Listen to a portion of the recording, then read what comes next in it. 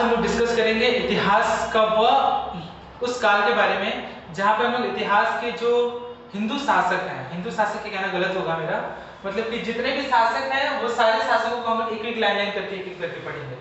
तो पहला हरि डायनेस्टी, उसके बाद नाग डायनेस्टी, फिर नंद डायनेस्टी, फिर मौर्य डायनेस्टी, फिर शुंग डायनेस्टी, फिर कर्ण डायनेस्टी, फिर सातवाहन डायनेस्टी, बाद गुप्त डायनेस्टी।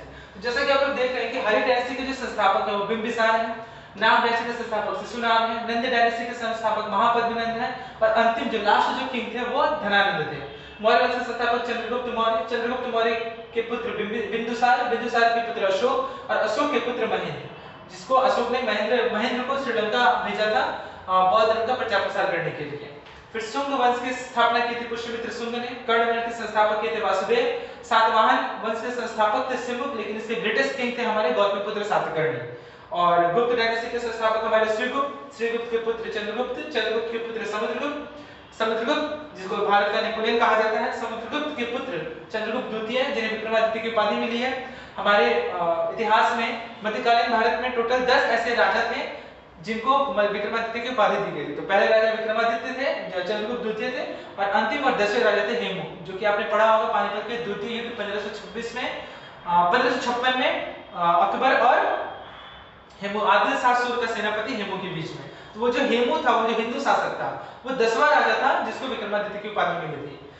चंद्रगुप्त द्वितीय के बाद फिर कुमारगुप्त, कुमारगुप्त वो व्यक्ति हैं जिन्होंने नालंदा विश्वविद्यालय की नींव रखी थी। नालंदा विश्वविद्यालय टोटल 3 फ्लोर में बटा हुआ था।